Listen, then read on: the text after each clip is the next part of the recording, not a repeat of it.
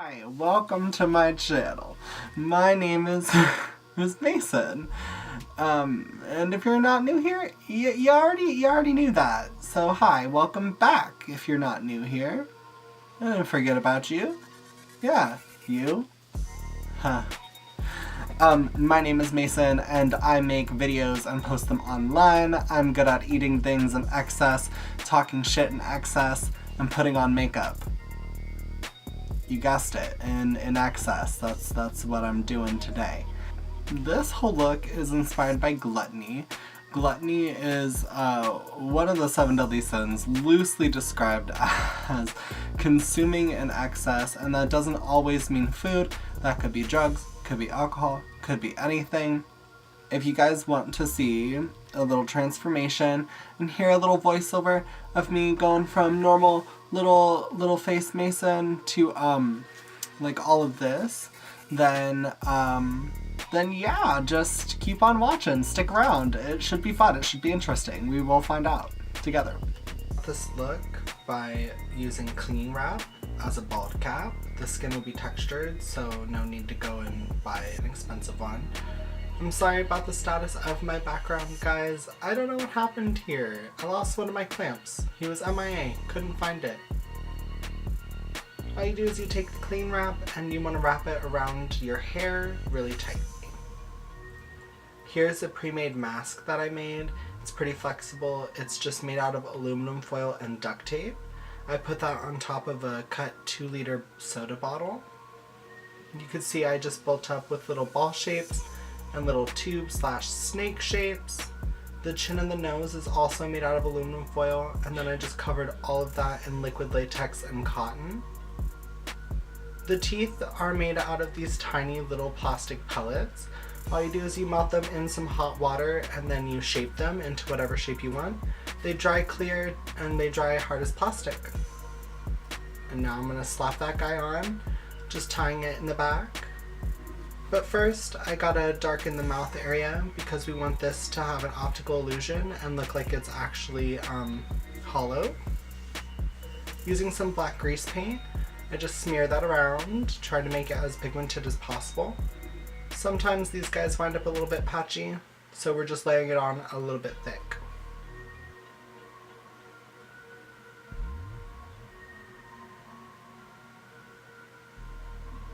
We line it up to make sure that it all fits accordingly. And we set it with a black eyeshadow, making sure that it's not going to go anywhere and it alleviates some of that shine that the grease paint has. Using liquid latex, we're just going to apply that to the edges all around.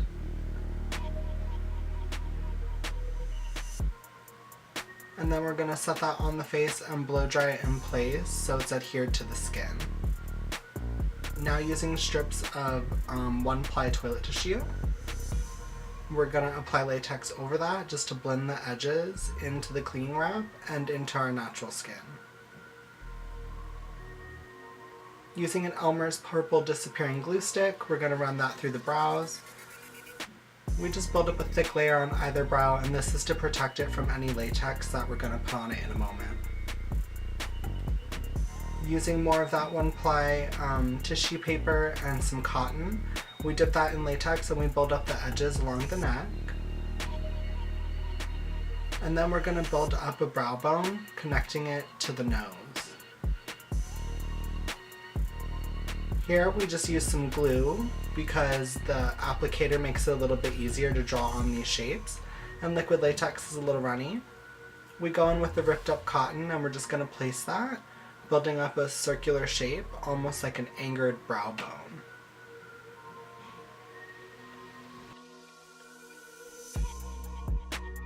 We're just going in and we're applying glue to more cotton, building up a circular tube-like shape. And then we're going to take the same 1 ply tissue paper, we're going to put that over it and then cover it in latex, and this is going to get rid of some of that texture.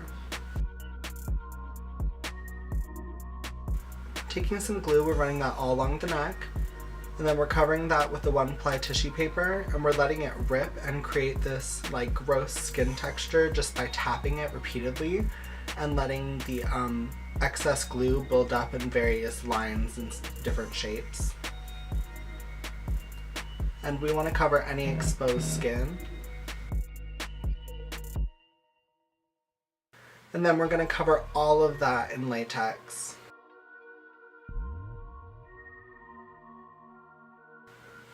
I actually wind up pouring it over because the dipping your finger and wiping it method is not very speedy. But you want to make sure all of the cotton and tissue is thoroughly saturated because you want it all to be adhered to the skin. Here we're taking Mehron's Star Blend Cake Makeup in the shade Red. And we're just stippling that all over the latex, making sure it's completely dry before we do it. Otherwise it'll stick to the brush and it'll ruin your bristles. We want to pack that on, and we're just trying to create a more pink tone. That way it's not so white and pale, and it starts to build up a skin tone. We're going in there and packing that color on.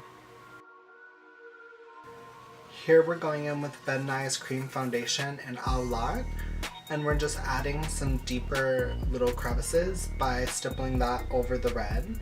You could use any deeper contour color, anything with a reddish undertone that's warmer than your natural skin tone. Going in the crease areas and just building those up to create some dimension.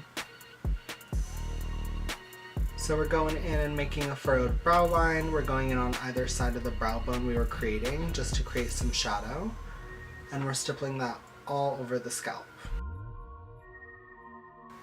Going in with some normal foundation in our natural skin tone, we're going to stipple that around, kind of neutralizing some of the red and making it look more like a grotesque, pinked out, paled out, piggy shade. Focus that on the areas we wanted to appear brighter and more lifted, like the brow bone, and along the cheek and the nose.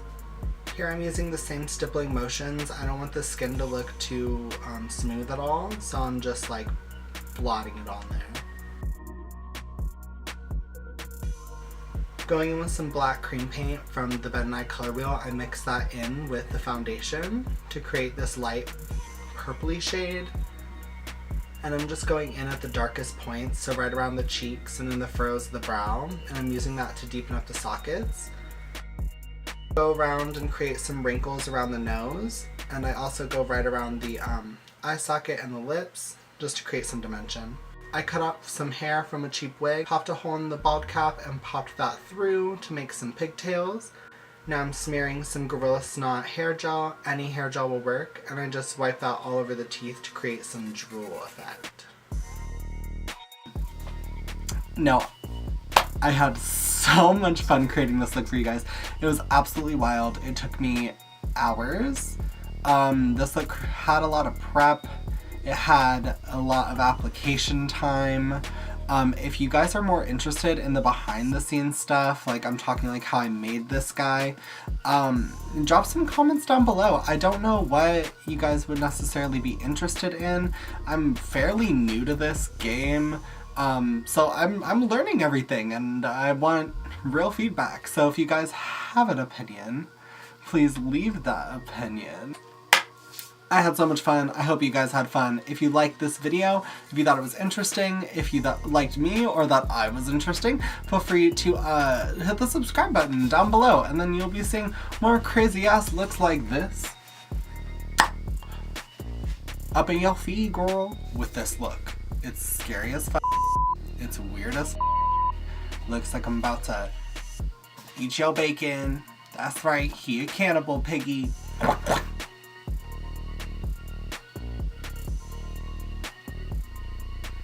The edges look a little weak, but they are on there. They are fortified.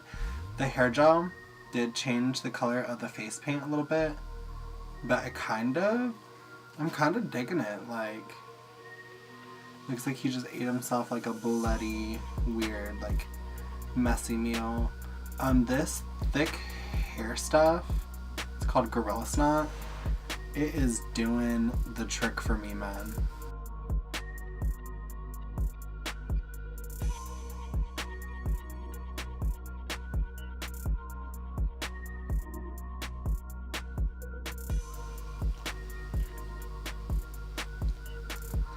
I forgot to put hair gel on them.